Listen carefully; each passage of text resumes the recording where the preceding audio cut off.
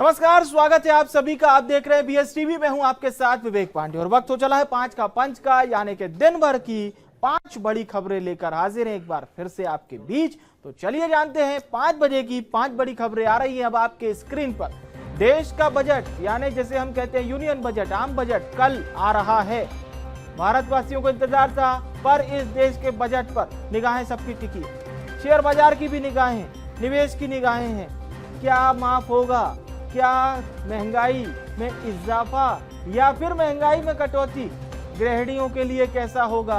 व्यापारियों के लिए कैसा होगा? और क्या सौगात वाला होगा या टैक्स वाला होगा? ये देश का बजट कैसा होगा, इस पर सबकी निगाहें हैं। यूनियन बजट से राज्यों को भी बहुत ज्यादा उम्मीदें हैं। बड़ी बात यह है कि यूनियन बजट में इस बार क्या शामिल है।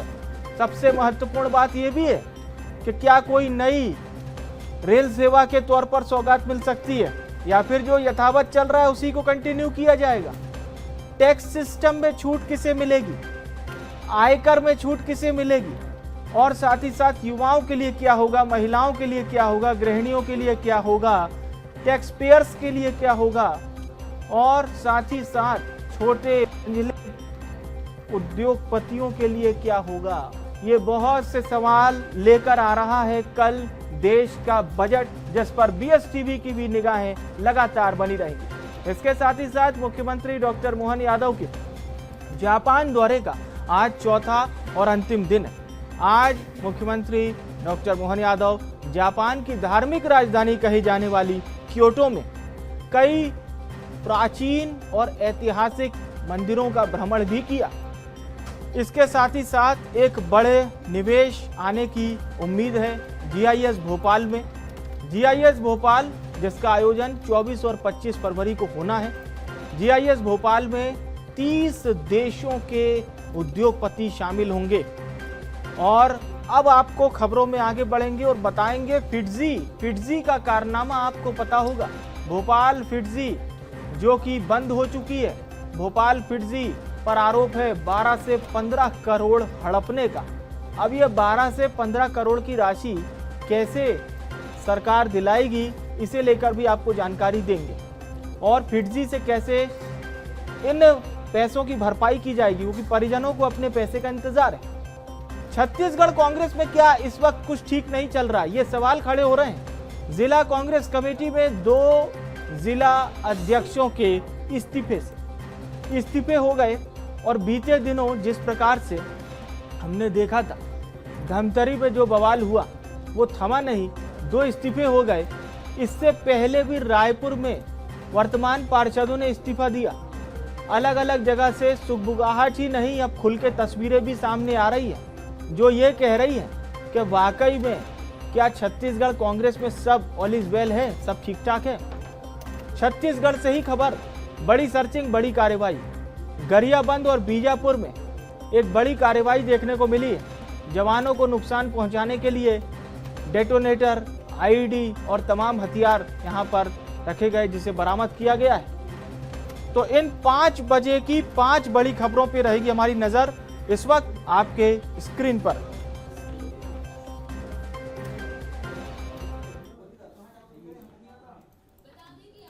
और चलिए खबरों का सिलसिला शुरू करेंगे कल आ रहे देश के बजट को लेकर। देश का बजट आ रहा है, ये बजट कितना खास होगा, इसमें क्या कुछ शामिल होगा, ये तो आपको बताएंगे ही। प्लस ये भी सुनिए कि आज देश के प्रथम नागरिक यानी कि राष्ट्रपति ने बजट से पहले क्या कहा है और सरकार के ब्यौरे को किस प्रकार से सदन में रखा है। समूह देश में महाकुंभ का ऐतिहासिक पर्व भी चल रहा है। महाकुंभ भारत की सांस्कृतिक परंपरा का, भारत की सामाजिक चेतना का पर्व है। देश और दुनिया से आए करोड़ों श्रद्धालु प्रयागराज में पूर्ण स्नान कर चुके हैं। मैं मोनो अमावस्या के दिन हुई हादसे पर अपना दुख व्यक्त करती हूँ। घायलों के शीघ्र स्वस्थ होने की कामना करती हूँ। तीसरे कार्यकाल में 3 गुना तेज गति से काम हो रहा है। आज आज देश बड़े निर्णयों और नीतियों को असाधारण गति से लागू होते देख रहा है और इन निर्णयों में देश की गरीब, मध्यम वर्ग, युवा, महिलाओं, किसानों को सर्वोच्च प्राथमिकता मिली। मेरी सरकार ने तीसरे कार्यकाल में सभी के लिए आवास के उद्देश्य की पूर्ति के लिए ठोस कदम उठाए हैं। आयुष्मान भारत योजना के अंतर्गत 70 वर्षों और उससे अधिक उम्र के सैकड़ों वरिष्ठ नागरिकों को स्वास्थ्य बीमा देने का फैसला हुआ है। इन्हें हर वर्ष 5 लाख रुपए का हेल्थ कवर मिलेगा। मेरी सरकार ने देश में विश्व स्तरीय स्पोर्ट्स वातावरण बनाने की दिशा में खोले खेलो India scheme, target Olympic podium scheme यानी स्टॉप्स, राष्ट्रीय स्पोर्ट्स यूनिवर्सिटी स्थापित करके देश को आगे कदम बढ़ाए। दिव्यांग के लिए ग्वालियर में विशेष खेल केंद्र खोला गया है। भारत की टीमों में चाहे ओलंपिक हो या फिर पैरालंपिक, हर जगह बेहतरीन प्रदर्शन किया गया है। हाल ही में विश्व शतरंज चैंपियनशिप में भी भारत ने अपना परचम लहराया है। और चलिए भोपाल का रुख करते हैं। हमारे सहयोगी रंजन इस वक्त हमारे साथ लाइव जुड़ रहे हैं। रंजन, देश का बजट आ रहा है लेकिन मध्य प्रदेश को भी उम्मीदें बहुत सारी है, क्योंकि मध्य प्रदेश में वर्तमान समय में कई ऐसी बड़ी योजनाएं चल रही है। जैसे बजट की अब उम्मीद है, अगर हम समझें तो कल के बजट को लेकर।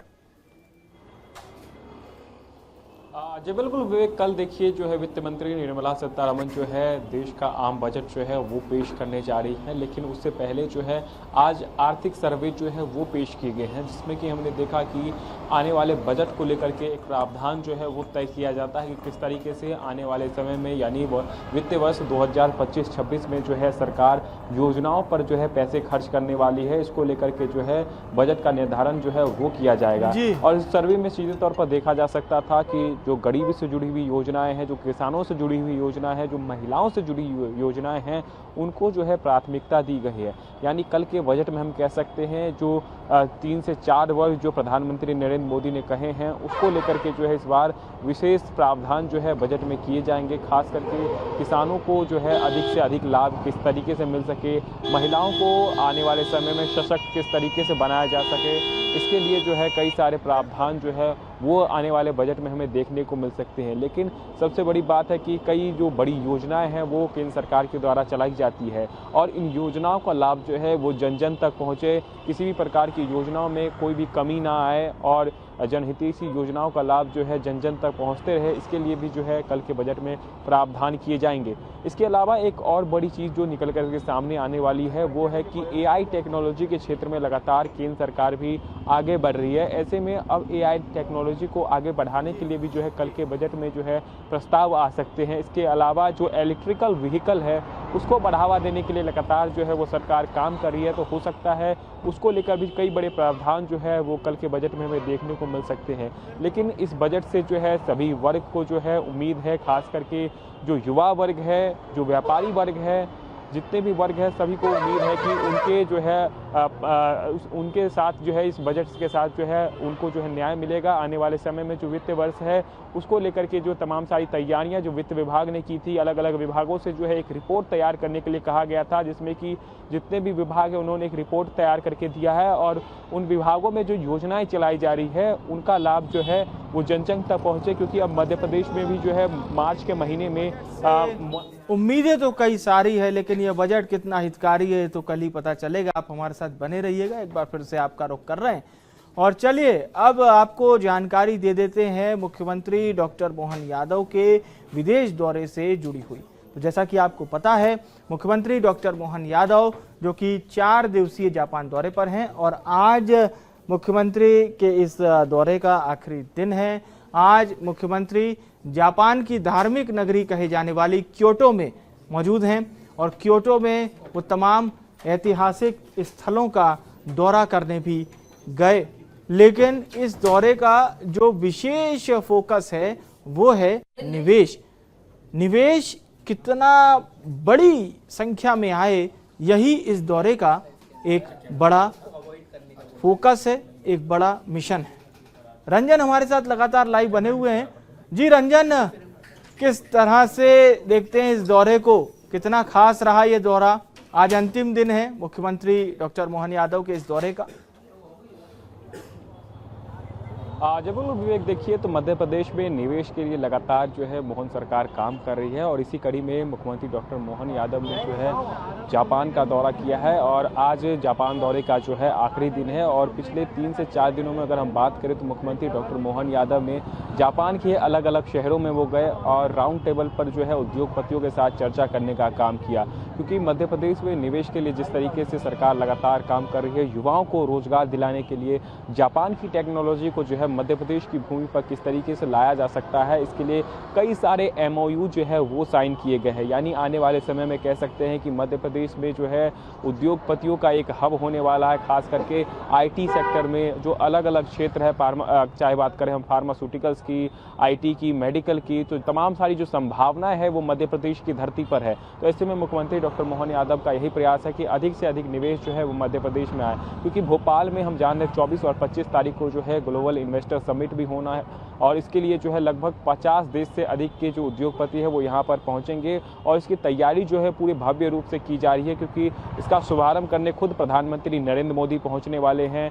टाटा, अंबानी जैसे बड़े बड़े जो ग्रुप है वो यहाँ पर भोपाल पहुँचेंगे। एक बड़ा निवेश का जो अवसर मध्य प्रदेश में है, इसके लिए लगातार मुख्यमंत्री मोहन यादव खुद ही अलग अलग जगहों पर जाकर के उद्योगपतियों को जो है आमंत्रित करते हुए नजर आते हैं। अब तक जितने भी इंडस्ट्रियल कॉन्क्लेव हुए हैं उससे सीधे तौर पर कह सकते हैं 4 लाख से अधिक युवाओं को जो है इसका सीधा लाभ मिलेगा। यानी जो युवा मध्य प्रदेश में रह करके निवेश करना चाहते हैं, जो युवा मध्य प्रदेश में रह करके रोजगार पाना चाहते हैं, उसके लिए जो एक बड़ा अवसर होगा। और खास करके ग्लोबल इन्वेस्टर समिट की तैयारी जो है वो जोरों शोरों से चल रही है और इसी कड़ी में कह सकते हैं मुख्यमंत्री डॉक्टर मोहन यादव का जो 4 दिवसीय जापान का दौरा था वो कई मायनों में सार्थक हुआ है। हजारों करोड़ों के प्रस्ताव जो है वो मध्य प्रदेश को मिले हैं, जिससे आर्थिक लाभ भी जो है मध्य प्रदेश को अब मिलने वाला है। जी सही कहा आपने, एक बड़ा आर्थिक लाभ मध्य प्रदेश को मिले, यही मुख्यमंत्री की मंशा है, इसलिए वो जोरों शोरों से इस मिशन पर लगे हुए। एक बार फिर से आपका रुख कर रहे हैं रंजन, और भोपाल से ही एक बड़ी और महत्वपूर्ण खबर आपको बता रहे हैं। भोपाल में एक IIT की तैयारी कराने वाली संस्था फिडजी, जो कि खुद को काफी नामी गिरामी कहती थी, लेकिन ये नामी गिरामी कहने वाली संस्था भोपाल से भाग गई। भागी तो ठीक था, पर यह परिजनों के पैसे लेके भाग गई। किन परिजनों के? जिनके बच्चे यहाँ पर करते थे तैयारी। माता पिता के पैसे चले गए 12 से 15 करोड़ रुपए। अब वो गुहार लगा रहे हैं सरकार से कि हमें न्याय दिलाइए। अब जो न्याय दिलाने से पहले की तस्वीर सामने आ रही वो ये है कि नीलामी की जाएगी और छात्रों की फीस लौटा दी जाएगी। सेंटर को कुर्क कर ये राशि को लौटाया जाएगा। में जो कोचिंग बंद हो गई उसमें बच्चों की शिकायत आई थी कि कुछ लोगों मतलब जिन्होंने फीस जमा कर दी, बीच में सेशन बंद हो गया। तो उसके लिए हमने ये व्यवस्था की है कि हमने पहले ये पता किया कि उनका कौन सा मालिकाना स्वामित्व का भवन है। एक भवन मालिकाना स्वामित्व का मिला, जिसको हमने सीज कर दिया। अब उसके बाद उसको हम आगे कुर्की की कार्रवाई करने जा रहे हैं। अगर वो पैसे नहीं लौटाएंगे तो उसको प्रोसेस करके और कुर्की करेंगे। भोपाल से हमारे सहयोगी रंजन लगातार हमारे साथ लाइव बने हुए। रंजन, आप पहले दिन से इस खबर को कवर कर रहे हैं। जब यह मामला उतना प्रकाश में नहीं आया था तब से आपने इसे उजागर किया। अब ये बताइए कि किस तरह से परिजनों को ये राशि लौटाई जाएगी जिसे फिडजी ये जो संस्था है लेके भाग गई है? जी बिल्कुल विवेक, अगर देखें तो भोपाल में जो फिडजी कोचिंग संस्थान जो है वो संचालित हो रहा था और इसको जो है एकाएक बंद कर दिया जाता है, क्योंकि यहाँ पर 700 से अधिक विद्यार्थी जो है वो JEE और नीट की तैयारी कर रहे थे। लेकिन अचानक जो है इस कोचिंग में ताला लगा दिया जाता है, क्योंकि कहीं ना कहीं इसमें जो शिक्षक पढ़ा रहे थे उनको कई महीनों से सैलरी जो है वो नहीं दी जा रही थी, जिसके कारण शिक्षकों ने पहले पढ़ाना बंद कर दिया और उसके बाद से नौबत ये आ गई कि कोचिंग संस्थान पर जो है ताला लगाना पड़ा। लेकिन सबसे बड़ी बात यह है कि जो कोचिंग संस्थान ने पैसे लिए थे अभिभावकों से बच्चों के फीस के नाम पर, उसको जो है कोचिंग संस्थान ने नहीं लौटाया है। एक तरफ जहां छात्रों का भविष्य अंधेरे में नजर आ रहा था, वहीं दूसरी तरफ अभिभावकों का कहना है कि उन्होंने पूरी फीस जो है, जो 2 साल की फीस होती है, उनसे वो पहले जो है ले लिया गया। लेकिन बाद में जब पता चला कोचिंग संस्थान बंद हो गया है, उसके बावजूद भी जो है ये पैसे नहीं लौटाए गए, जिसके कारण अभिभावकों ने जो है यहाँ पर प्रदर्शन भी किया और साथ ही साथ जिला कलेक्टर को एक ज्ञापन भी सौंपा। इस्तीफा था। अब जिला कलेक्टर ने इस पर एक्शन लिया है और ये एक्शन लिया गया है कि अब जितनी भी ज़मीन जो है फिरजी के अंदर आती है उसको जो है कुर्क किया जाएगा और उसकी नीलामी कराई जाएगी और नीलामी से जो पैसा होगा उसको जो है अभिभावकों में बांटा जाएगा। अभिभावकों ने इसकी कंप्लेंट केवल कलेक्टर तक ही नहीं बल्कि पीएमओ ऑफिस तक कर दी थी और पीएमओ तक ये पूरा मामला पहुंच गया था, जिसके बाद से जिला कलेक्टर ने जो है इस पर तुरंत एक्शन लिया है। अब कह सकते हैं कि एक नोटिस जो है फिरजी को भेज दिया गया है, जो कि दिल्ली का संस्थान है और अलग अलग जगहों पर संचालित होता है। नोटिस में सीधे तौर पर कहा गया है कि अगर आप 2 से 4 दिनों में अभिभावकों के पैसे अगर नहीं देते हैं तो आपकी जितनी भी संपत्ति भोपाल में है उसकी जो है नीलामी कराई जाएगी और उस नीलामी से जो पैसा इकट्ठा होगा। अभिभावकों ने जरूर राहत की सांस ली होगी जो न्याय की गुहार लगा रहे थे। बहुत बहुत धन्यवाद तमाम खबरों पर हमारे दर्शकों तक जानकारी पहुंचाने के लिए। और अब चलिए खबरों में आगे बढ़ते हैं और एक सवाल है, क्या छत्तीसगढ़ कांग्रेस में सब कुछ ठीक चल रहा है? अब ये सवाल इसलिए खड़ा हो रहा है क्योंकि 2 जिला अध्यक्ष इस्तीफा दे चुके हैं। एक महापौर पद के प्रत्याशी का नामांकन रद्द हो गया है। रायपुर में सिटिंग पार्षद इस्तीफा दे रहे हैं। बिलासपुर में दीपक बैज का पुतला फूंका जा रहा है। तो ये सामान्य प्रक्रिया तो नहीं है, लेकिन प्रतिक्रियाएं कांग्रेस की भी आई है इन्हीं विषयों पर। तो पहले प्रतिक्रियाएं सुना देते हैं आपको। कुछ कमजोर जिला अध्यक्षों को पहले से ही परिवर्तन बदलने की चर्चाएं थी, लेकिन नजदीक चुनाव आने की वजह से नहीं बदल पाए। लेकिन हम लोगों ने तत्काल वहां पे कार्यकारी अध्यक्ष बना दिया। चुनाव से कोई फर्क नहीं पड़ेगा। हाँ, लेकिन मोहलापुर मानपुर जिला अध्यक्ष हमारा अच्छा साथी था।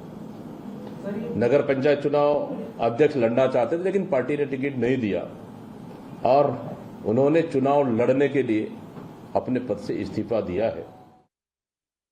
नहीं, टिकट वितरण काफी विचार मंथन के बाद हुआ है। हो सकता है बहुत सारे लोगों को अपेक्षाएं रहती है हमें भी मिले टिकट, सबको तो संभव नहीं होता है और थोड़ी बहुत असंतुष्टि होना स्वाभाविक होता है और उसके लिए सभी लोगों से बात कर रहे हैं हमारे जिला कांग्रेस कमेटी के अध्यक्ष और हर जिले के वरिष्ठ नेतागण इसके लिए पूरी प्रयास कर रहे हैं और जो लोग रूठे हुए हैं उनको पूरी मनाने की कोशिश हो रही है। और सीधे रायपुर का रुख कर रहे हैं हमारी सहयोगी करिश्मा सोनी इस वक्त हमारे साथ लाइव जुड़ चुकी है। करिश्मा, इस पूरे घटनाक्रम को आपने पहले दिन से कवर किया, उन दावेदारों से भी बात की थी जो टिकट के लिए एकदम हौसला अफजाई कर रहे थे और फिर शाम होते होते हमने दीपक बैज के पुतले जलते हुए भी देखे।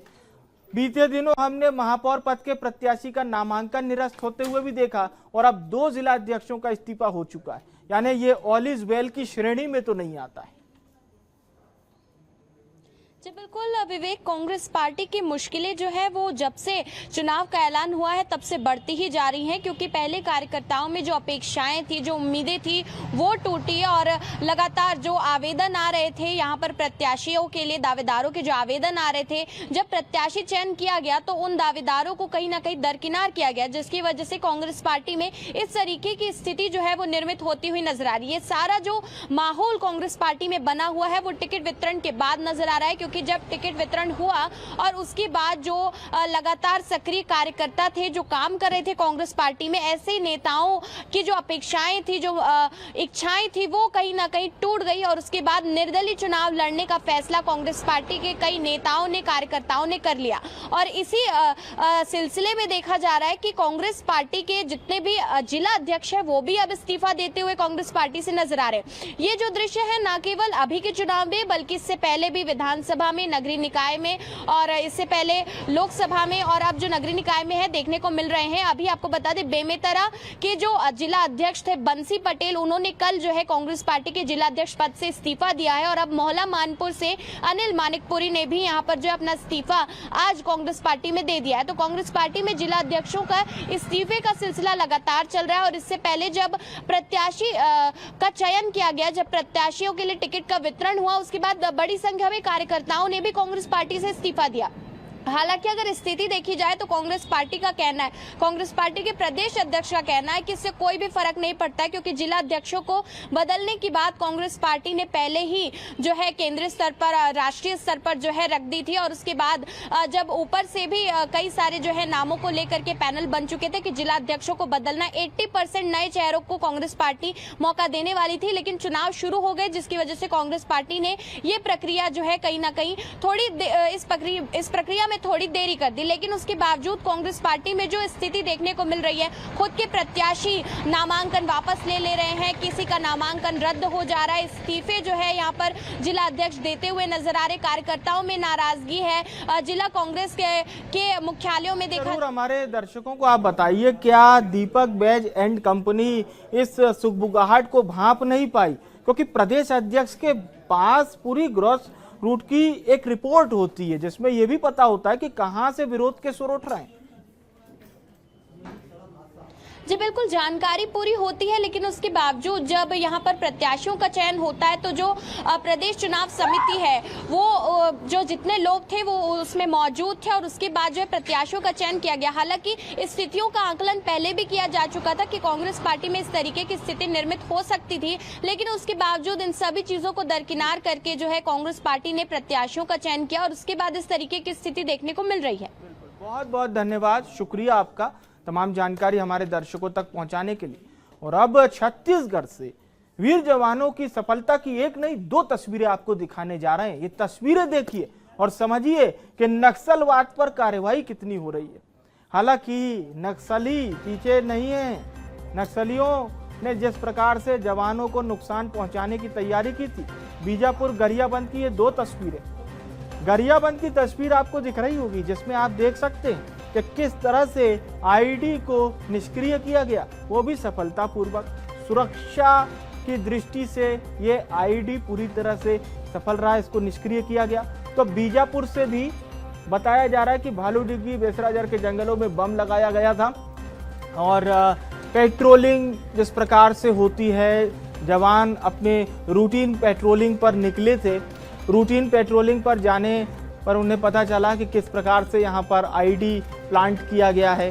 कई अन्य तरह के उपकरण जिसमें डेटोनेटर है, दैनिक उपयोग जीवन की सामग्री भी है, तो वर्दी भी मिली है और इसे सर्चिंग के दौरान जब्त किया गया। और ये दो तस्वीरें बताने के लिए पर्याप्त हैं कि इस वक्त जवानों के हौसले बिल्कुल डिगे नहीं हैं। जवानों की ये कार्रवाई इसी तरह से अनवरत जारी रहेगी। और फिलहाल के लिए 5 का पंच में मेरे साथ इतना ही। आप देखते रहिए BS TV। नमस्कार।